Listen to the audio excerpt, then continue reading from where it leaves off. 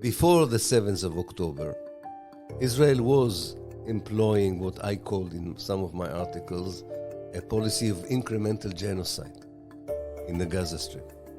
You can kill people in more than one way. You can avoid the growth of a new generation, or you can traumatize a whole new generation without killing them. You can make sure that babies don't have the right infrastructure to live.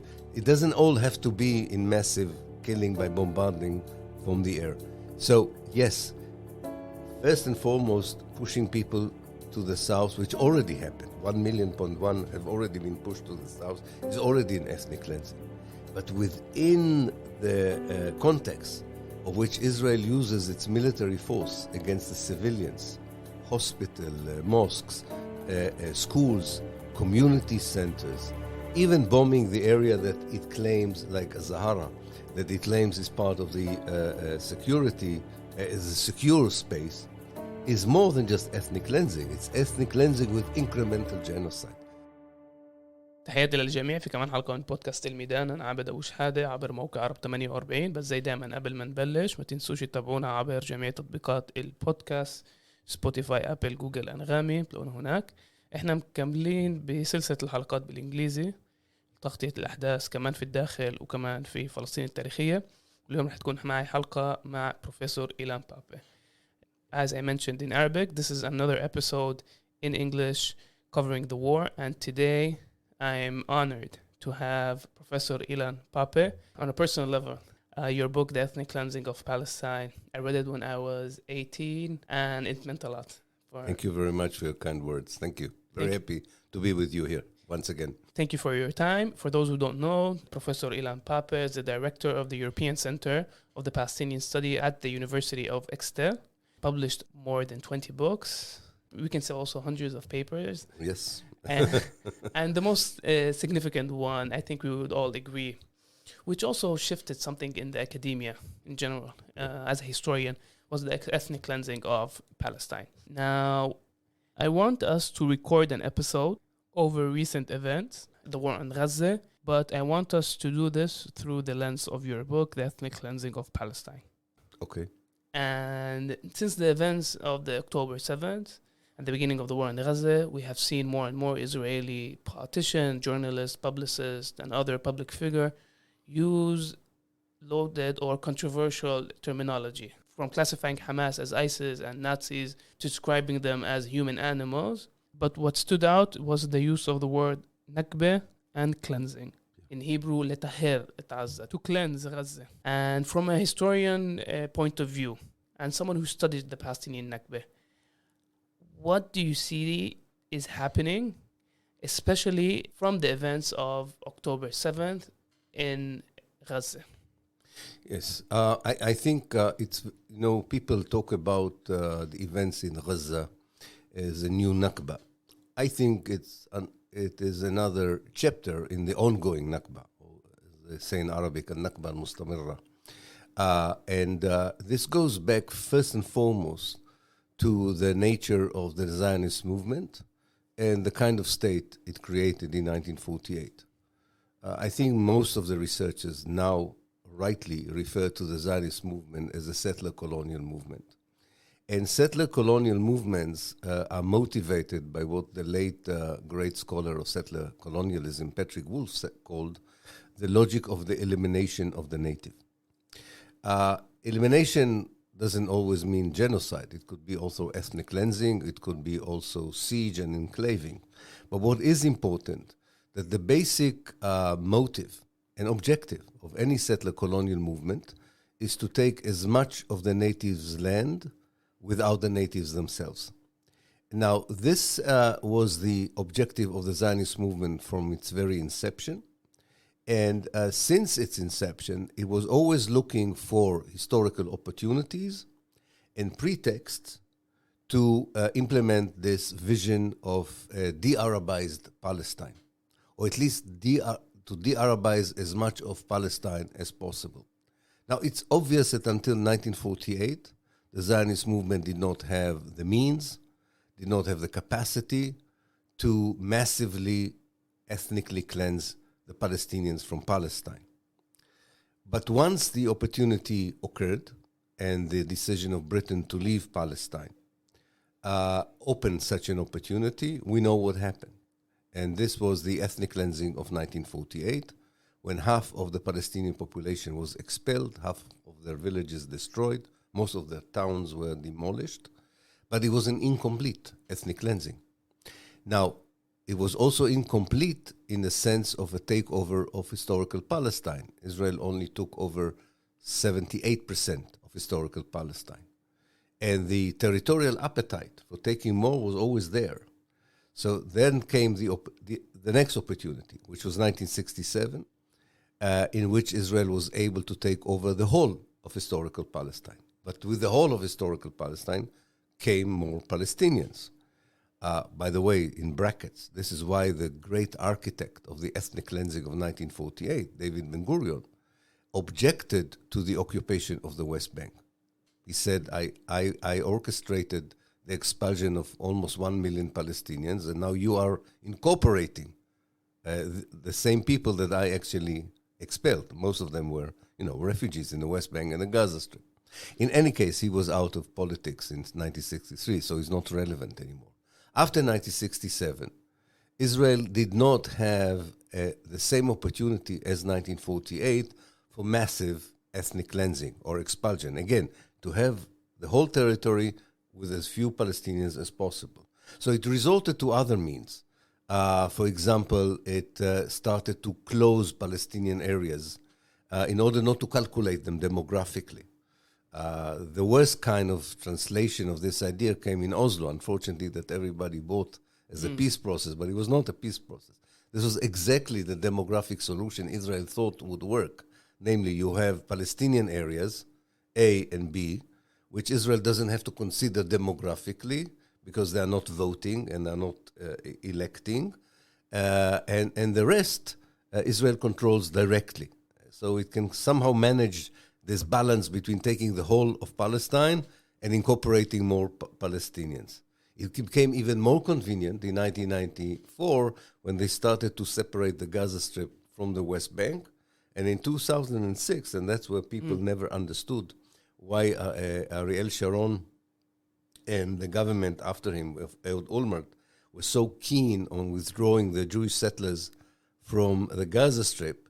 Well, it was, again, in order to create another, if you want, mega prison, like Area A, another Area A, but this one, the Gaza Strip, and therefore you don't need to calculate the people of Gaza in the overall demographic balance. What they didn't take into account, of course, was the rise of the Hamas, Kamukawama also as a resistance. This they didn't know would happen. Otherwise, I don't know what they would have done. But definitely, they didn't expect the Hamas to be so powerful and so on. So I'm just coming to our days. Many people in the West describe the Israeli reaction to what happened on the 7th of October as a campaign of revenge. I don't think it is a campaign of revenge. I think it's another moment where the Israeli policymakers think that they have an opportunity to do something in time of war that they cannot do in time of no war. I don't call it peace because there's never peace. But there's no war and war. We are now in a time of war. They remember in 1948, when you are supposedly or allegedly in a time of war, ethnic cleansing is more acceptable to the world. In this, the very cynical one here compared to 48 is that they say that they like the people to leave in order to get them into a safe haven. But this is not the idea. The idea is really to try and solve the issue of Gaza by depopulating it. And don't forget that you still have the messianic settler elements in this Israeli government who are dreaming of bringing back the Jewish settlers into the Gaza Strip, or at least into parts of the Gaza Strip.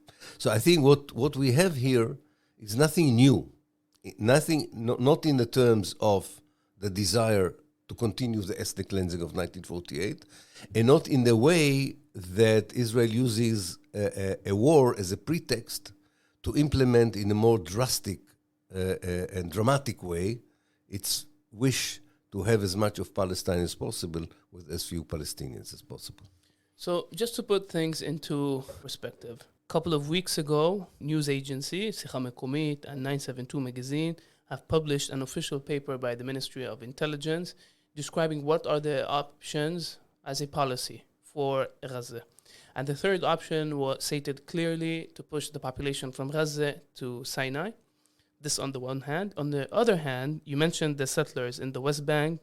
In recent weeks, since the beginning of the war, they've been starting to give out flyers to Palestinians, threatening them of a second Nakba and pushing them to Jordan.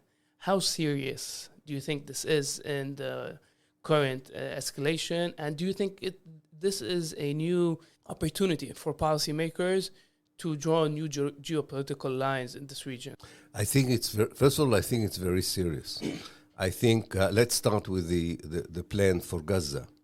By the way, it's not the first time that Israel had these ideas. I wrote a book called The Biggest Prison on Earth, which was based on declassified Israeli documentation from 1967, the government cabinet meetings of 1967. That cabinet seriously discussed the possibility of expelling the people of Gaza into two directions, into Egypt and into the West Bank, and by that getting rid of the population in Gaza, but the war was too short, so to speak. There was only 6 days in the June 67 war, and they understood that after the war it would be much more difficult to implement such a massive expulsion. I would take it very seriously. I don't think it's the only scenario that might unfold, because it does not only depend on the Israelis. I mean, there are many unknown factors. One of them is the resistance is not over in the Gaza Strip. And I know there is a lot of what the Israeli like to call the fog of war. So they don't tell the Israeli viewers and listeners exactly what's happening in the Strip. But it's not going to be an easy occupation. It's not, and we don't know exactly when would the Israelis feel that they have to stop because of casualties and so on. So I would be less sure that this is exactly how the war would end, and then Israel would have a free hand to decide whether it expels the people to Egypt or not. Secondly, I don't think the Egyptians would ever allow it. So what would happen? I mean, Egypt would not allow, unless Abdel Fattah Sisi would receive such a reward from America for this. But I'm not, I'm really, I can see a very messy attempt to implement it rather than a very structural, because you need cooperation from others. Israel cannot totally do it unilaterally if it wants to do it on the Egyptian soil, right? But I would take it seriously. I mean, I would take it seriously as an Israeli objective, one possible objective. As worrying is Area C, not the whole West Bank, but Area C. Area C, just to remind our listeners and viewers, Oslo divided the West Bank into Area A under direct control of the Palestinian Authority, Area B under a joint Israeli and PA control, and Area C is Palestinians who live actually under Israeli control with no Palestinian Authority presence. And Area C is big. It's almost 60% of the West Bank. I can see if the political composition in Israel is not going to change dramatically in terms of ideology, not in terms of personalities, but in terms of ideology, if it's not going to change dramatically after the events in Gaza, that there will be a push to ethnically cleanse the Palestinians from Area C. By the way, not necessarily into Jordan, but to push them into areas B and A. I would take very seriously these plans. I would always remind ourselves that they are easier to be implemented under the pretext of a war. That is why the Israelis are very worried if there will be a change in the international community approach to a ceasefire. I mean, it's unacceptable. I don't know. I don't have enough words either in English or Hebrew or Arabic to describe my outrage of the fact that Britain, France, Germany, and the United States refuse to join an international effort to ask for a ceasefire.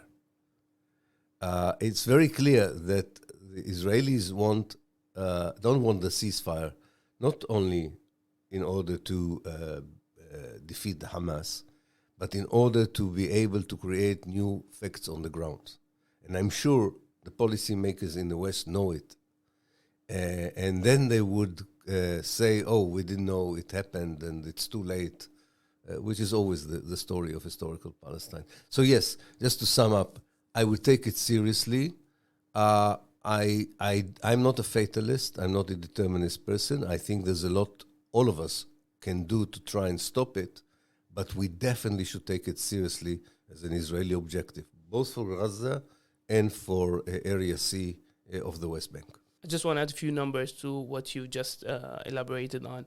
Since the beginning of the war, about 90 Palestinians were shot to death in the West Bank.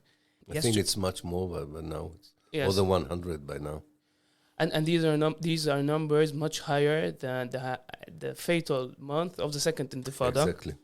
About 1,500 Palestinians have been arrested in the West Bank.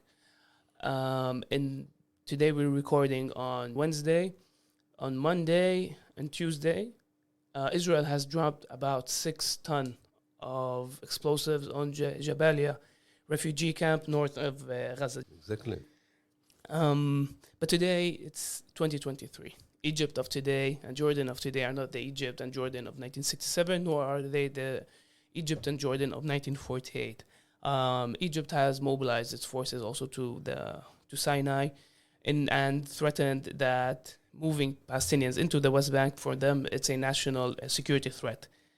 From how you read history, the idea of pushing Palestinians into Sinai and not allowing them to come back to their house, is this, in the year 2023, is this a possible outcome of the war? It is one possible. I'll tell you what is more likely, and I'm afraid to say it because it's horrible to think about it. Because of the Egyptian position, probably a more likely scenario is the division of the Gaza Strip to north and south. In the north, what I would call the North Gaza Strip includes the city of Gaza, I should say. We have Wadi Gaza. It divides the strip into south and north. What the Israelis will try as plan B, if Egypt is not going along with their plan A, is at least to have the refugees, the new refugees from Gaza, in the south, which is a horrific scenario because there's even less space than in the whole of the Gaza Strip, and the Gaza Strip is one of the most dense populated area in the world, hoping that the Egyptians, maybe not massively, but would allow people to move to the Egyptian side of Rafah, to the Egyptian side of El Arish, not an official Palestinian enclave inside Egypt, but something that is partly in Gaza, partly on the border, and maybe a little bit into Egypt, and they would use the Americans and whoever they can to make it worthwhile for Sisi. Anyway, it would not be an official. To my mind, it would not be.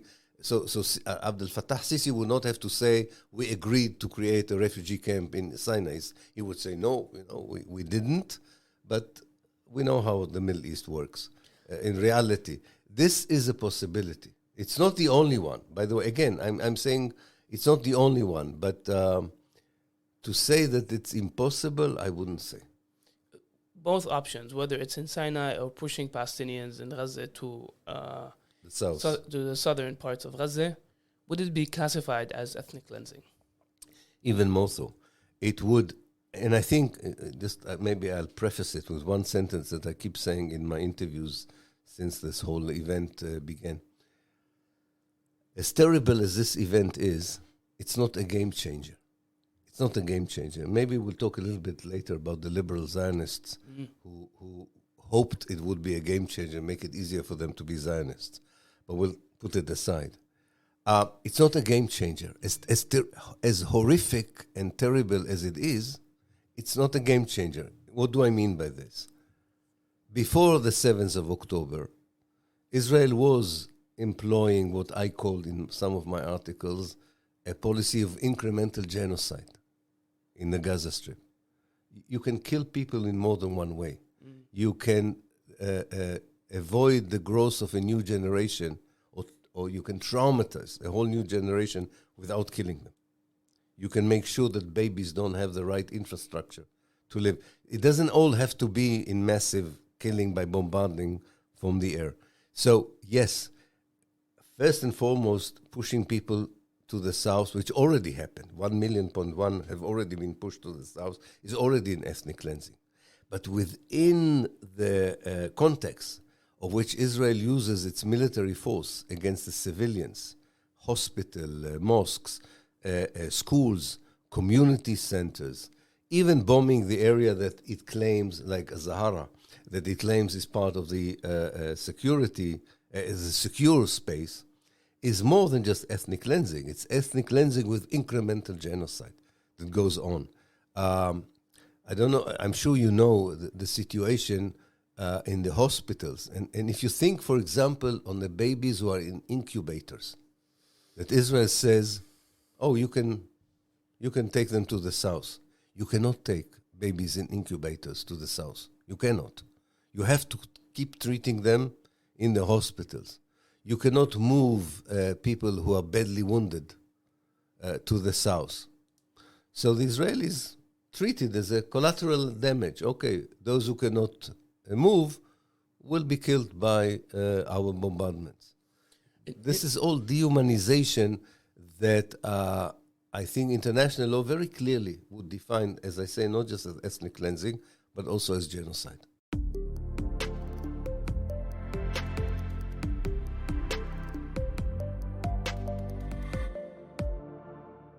In your book, The Ethnic Cleansing of Palestine, when you go through what we know today as Plan D, Tukhneet Dalid, and the ethnic cleansing of 500 Palestinian villages, you mentioned something very important, that even though there weren't clear commands telling the troops what to do, the Israeli militias at that time, they knew what they had to do. Now, when we listen to journalists and news agency and so on, clearly there's a sense of revenge on a personal level. How much of it do you think comes, their action in Gaza comes from a direct order from the military leaders or the politicians, and how much is it comes from individual sense of revenge against Palestinians because of what happened on October 7th? Yeah. First of all, I would say that the biggest crimes against humanity in history were never perpetrated by a master document. I mean, you will never find the order for genocide in all, and we had, unfortunately, as human beings, we witness in modern times quite a few genocides. You never find a document. What you find is an atmosphere, an environment, and tactical orders that only if, as an historian, you look at them from above and you connect the dots, you see that the tactics actually translate into a strategy that is fed by an ideology. And I think that's what we have here now. The soldiers are getting very clear orders or commands to disregard the civilian population in the very section that they are operating. Now, they don't know exactly what's happening elsewhere. So they don't know or don't care, and they wouldn't even know if they cared, that they are part of a larger project of ethnic cleansing and genocide. But the people who sit in what the Israelis call the pit, the bore, this is the high command in a cellar in Tel Aviv, in the center of Tel Aviv. A war cabinet. A war cabinet, exactly. They know exactly what they are doing, and they know exactly how to they're trying to cover up, not because of their own moral inhibitions, because they're afraid that there will be an international reaction. A very horrific example for what I'm saying here, that there is a plan, but the plan will never be written in a document, is the way the Israelis are preparing world public opinion to the bombing of hospitals. They started by saying that underneath Al-Shifa hospital, there is the high command of the Hamas. They are now moving to say that actually all the other hospitals and the UNRWA schools and so on. This is very worrying because they are saying it as justification not to what they have done, but what they are going to do. And this is again our wish to call the world as terrible as the crimes that have been committed were until now. It is only the beginning, and it would be worse. It will be far worse. And I come back to my early point. I can really not understand how. I understand, but I still find it difficult to accept how policymakers, especially a democratic president in America, is standing by when they have all the information. Not only the Americans know not only what Israel has done so far. I'm sure they know what Israel plans. Now, it is true they're trying to limit some of the Israeli actions. That's what we learned from Washington Post, New York Times. I think they are reliable journalists. I believe them when they say that America has looked at the Israeli. This is really worrying, by the way, because I said the Americans have looked at the Israeli plans for the next stages, and they asked them to change them, to revise them, to make them more limited. I don't think the Israelis are going to listen to them. But the Americans would say, okay, but we advise them. It's the Americans don't condition their support for Israel in return for such a revision. They hope it would kind of carry the message to the Israelis, maybe you can be a little bit less brutal in the way that you are creating this human disaster in Gaza. But I don't think the Israelis are going to listen to them, and I don't think the Americans, at least now, are going to stop them.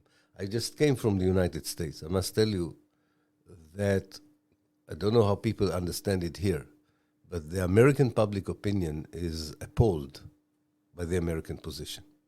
I've never seen such a support for the Palestinian case. I think what really surprises the Israelis, they thought that because, and these were horrific scenes, I have to admit, that came from the kibbutzim and the settlement, the Israelis were sure that the public opinion, I'm not talking about the politicians in Congress and so on, but that the public opinion would totally shift in support of Israel.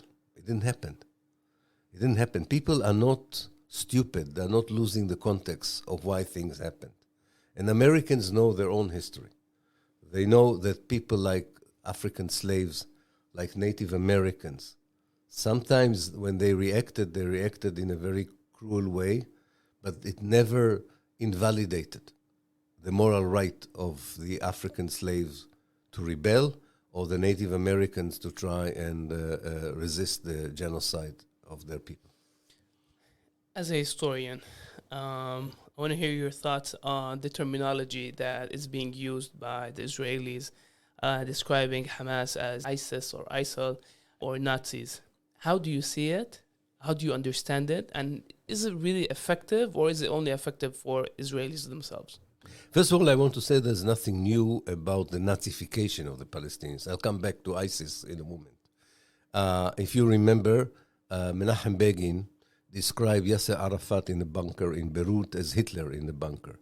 There are few good works by actually critical Israeli historians who show how Israel Nazified the Palestinians, namely describe Palestinian action as a continuation of the Nazi attempt to destroy the Jewish people. The reason that it was done in the past and it's done now, when you Nazify someone, is to justify anything you're going to do to them. Mm-hmm. It gives you license to do the kind of thing that Israel is doing.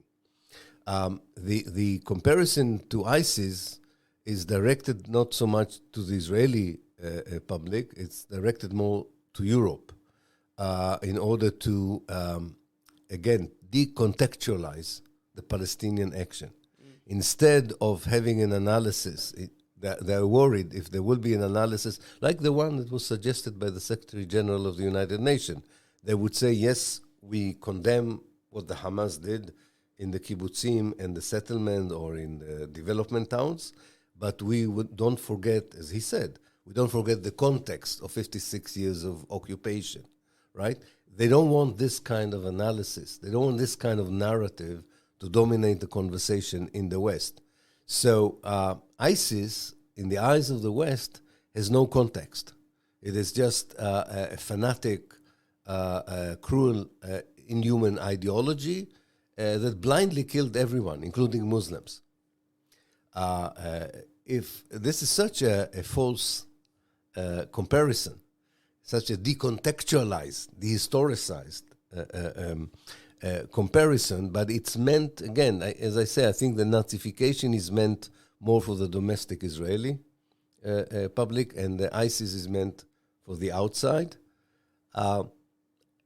Towards the outside, it will not work. It may work a little bit, but in the long term, it will not work. People are not stupid. People are not stupid, especially in 2023. There are so many sources of information, so many ways of gathering information and knowledge that I don't think it will work. The Israeli public is not critical public. I'm talking about the Israeli Jewish public. It's not critical. They accept everything that the media tells them. They lost their, it's very sad to me as a Jew to say it, that they lost the critical faculties that Jews were very famous for. They're just like a herd following the Israeli leadership. I have also a personal issue here. As someone who lost his most members of his family in the Holocaust, they abused, and they've done it before, but it's just another example how Israel abuses the Holocaust memory in order to justify very cruel actions against the Palestinians. I want us to talk a bit about the Israeli society in these days. And for the Palestinian citizens of Israel, the past month was extremely difficult because we're not only seeing institutional violence that unfortunately we got accustomed to, we're seeing also a new behavior coming from the Israeli society themselves. How do you understand the Israeli society and their behavior towards the war in general, and especially the Palestinian citizens of Israel? Yeah. Towards the war, I think that the Israeli society, most of it, not all of it, thank God, but most of it, is totally following the media, especially the televised media.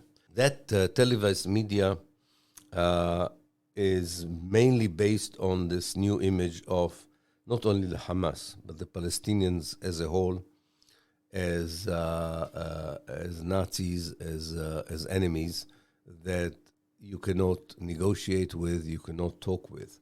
It's almost like the message that you get from the Israeli Jewish society is that what happened on the 7th of October absolves us from anything bad we've done in the past and gives us a green light to do whatever we want in the present. Again, I'm generalizing. I know, and I'm very happy that it's not all the Israeli Jewish society, even among relatives who lost people on the 7th of October or still have members of family who are in Gaza. Not all of them are willing, as one of them said, that Israel would talk in their name in such a manner or develop such an attitude. Now, the worrying one side aspect is the one you mentioned, is again, it's a pretext to treat the 48 Arabs, the Palestinian citizens of Israel, in a way they always wanted to, but were inhibited by their wish to still be regarded as the only democracy in the Middle East, by the connection between human rights organizations in Israel, such as Adalah, to human rights organizations or ministries of foreign affairs in the West. They believe, for example, I can give one example, they were really, both the important members of the Israeli Jewish society and important members of the Israeli media were very happy to hear that the Swiss government decided to suspend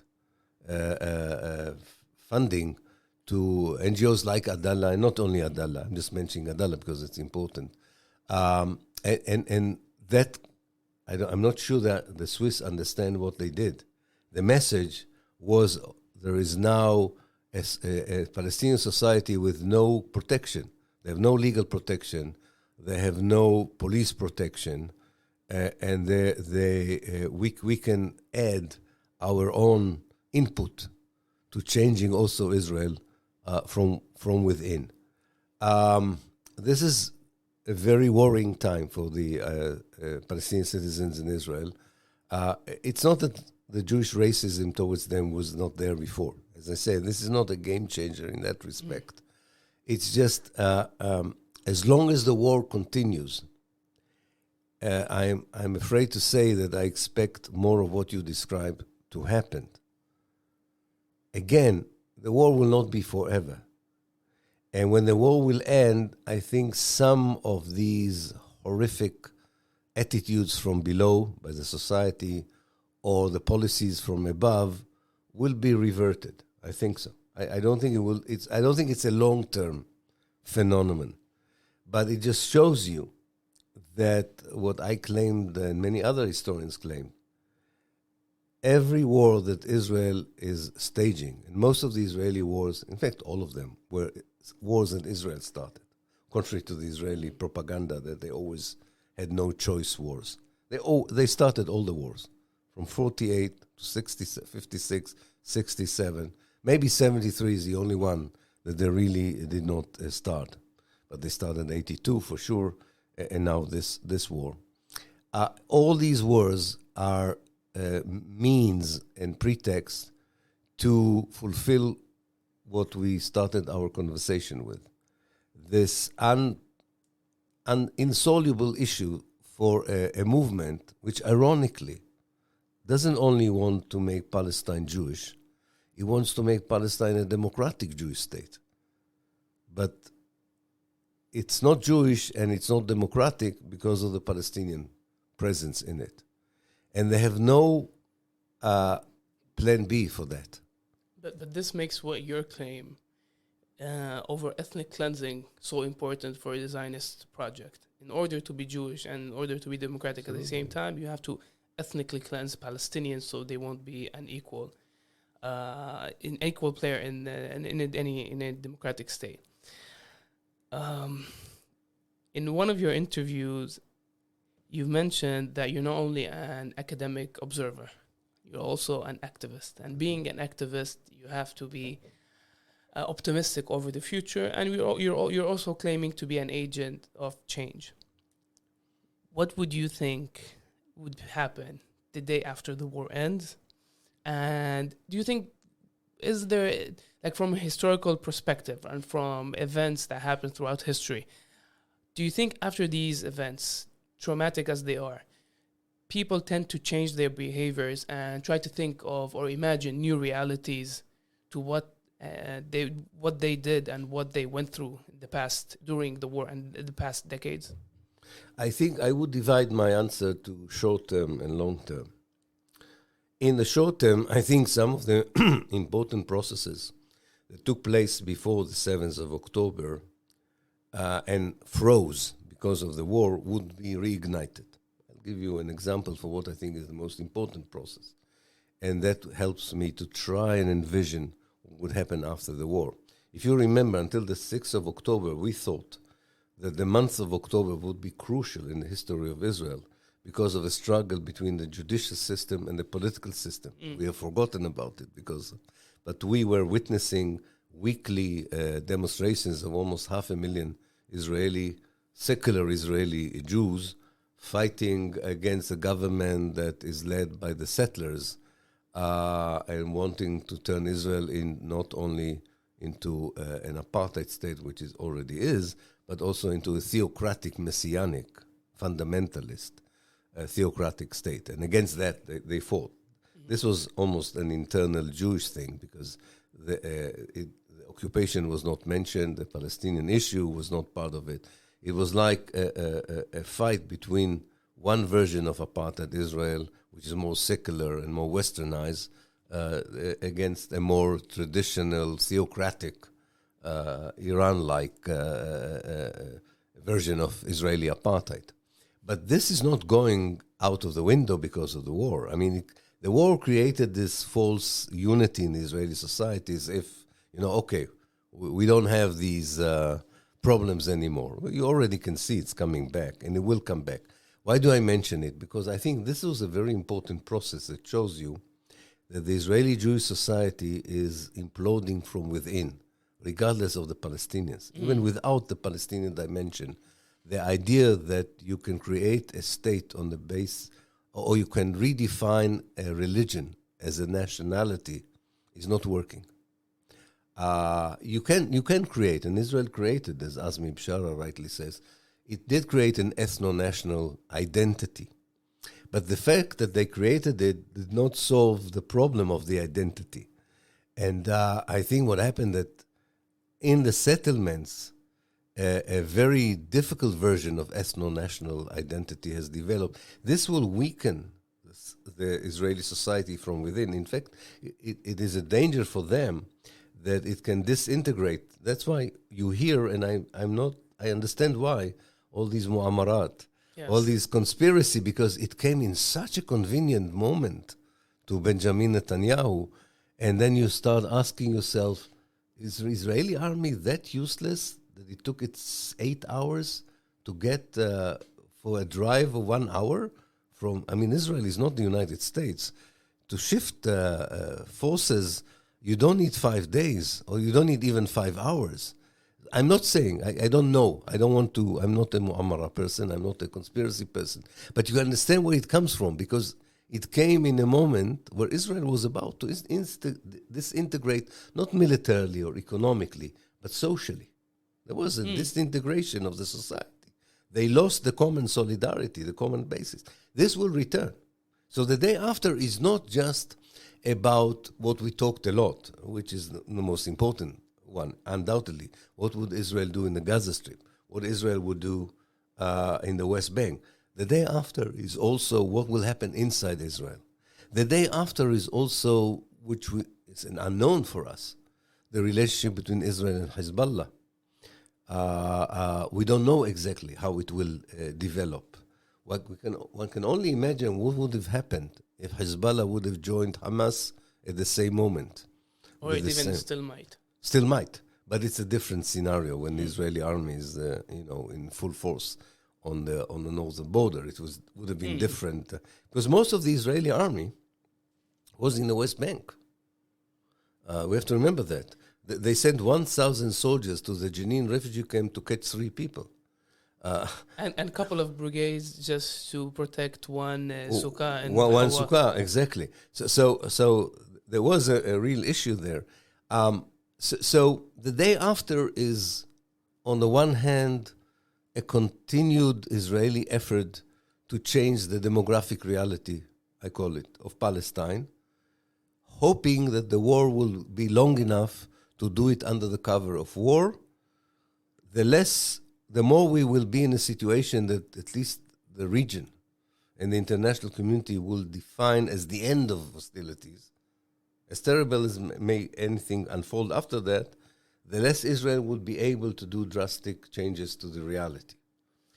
But on a social level, and regardless what is the outcome of the war, do you think Israelis would stop for a minute and think, what we have done, this can't go on forever? That's why. So I said I divided to short term and long term. So all I talked about now is the short term.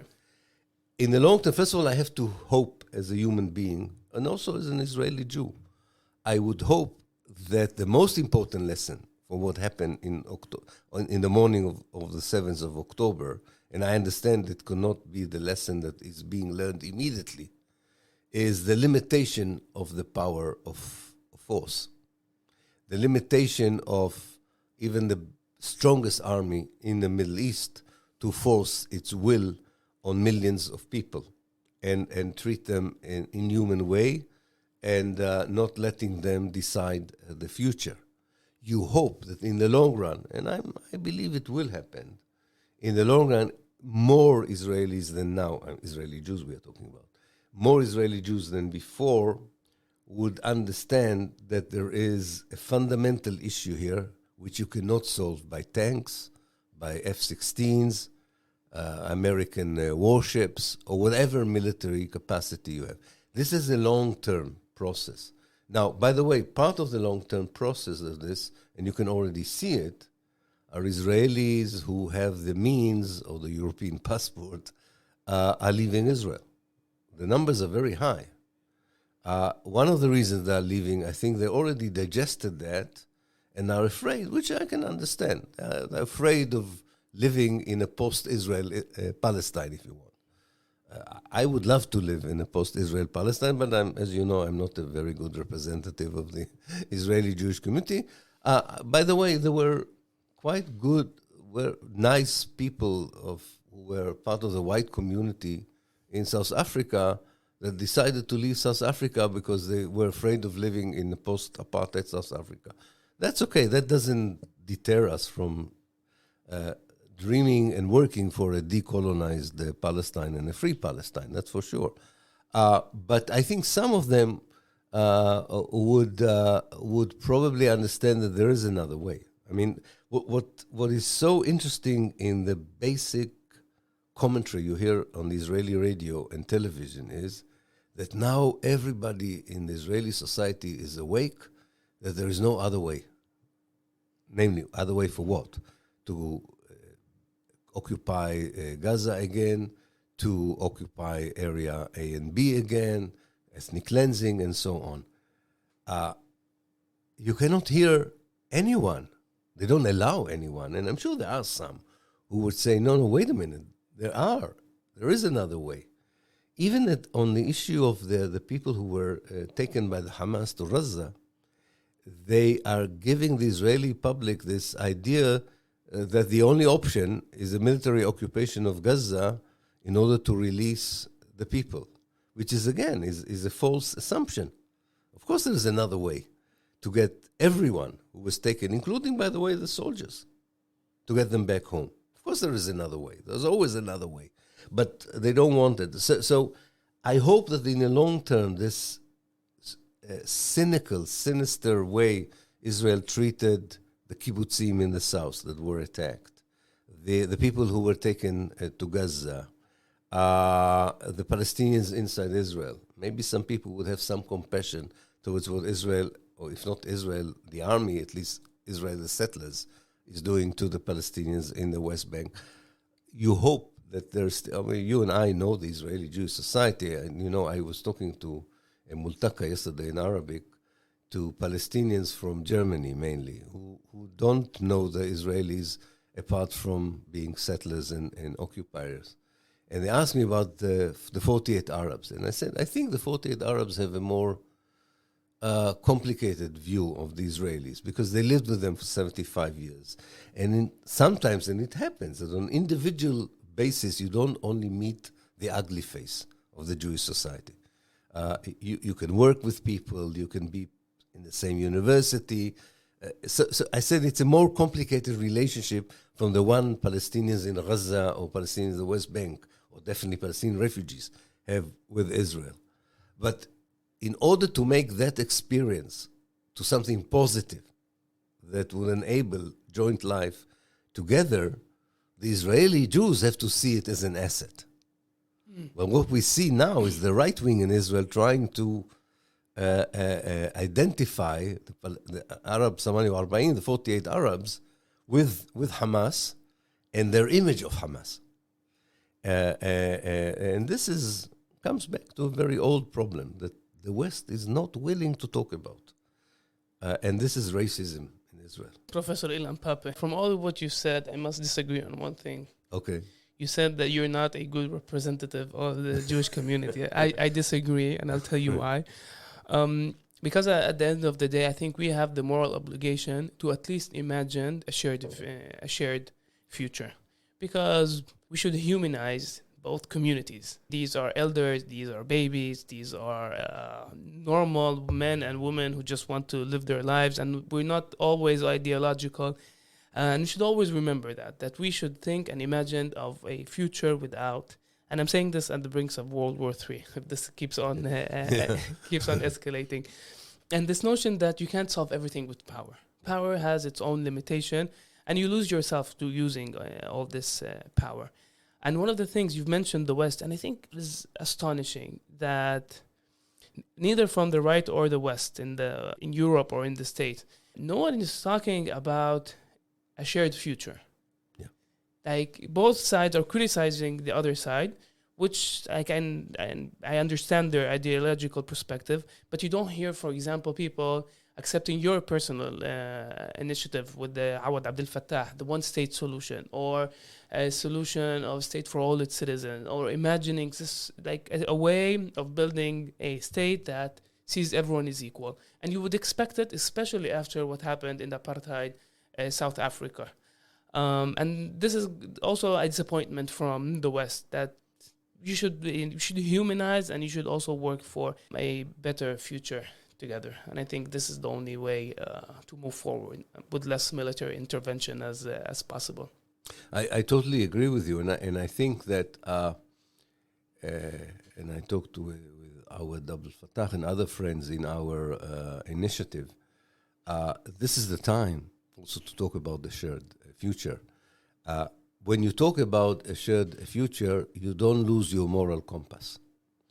And you can, and this, I think, what enables me, and I hope, to be quite effective in the way I appear in the Western media. And I can easily deal with, the typical Western media questions. So do you condemn what the Hamas? The first question is, I want you to condemn what the Hamas did, and so on. This moral compass allows you to, as I said, distinguish between pretext and context, to understand your moral approach to events, to have them in the right moral perspective. And you're doing it because you know that you believe in a shared future. And because of that, you can demand from the Western media, for instance, to have a conversation, not the one they want, but the one that they think that they need, exactly. And I think so far I have succeeded in doing it, and I saw some of my colleagues succeed in doing it. Because one thing we shouldn't do is allow them to determine what the conversation is about. The conversation is not about Hamas as ISIS, or Hamas as Nazis, not about military tactics. The conversation is, as I put it in one of my interviews, is not about the symptoms of violence, but about the origin of violence, the source of violence. And only people who understand the source of violence are the only people who can talk about a shared future, because the symptoms of violence have affected, as you said, everyone, affected Jews and Arabs, and will continue to affect. The source of violence enables us to see the way out of it. And the way out of any source of violence is not more violence. That's for sure. Professor Ilan Pappé, thank you for your time. Thank you very much. يعطيك العافية عزيزي. هي كانت كمان حلقة من بودكاست الميدان من سلسلة الحلقات بالإنجليزي، وزي دايما ما تنسوش تتابعونا عبر جميع تطبيقات البودكاست.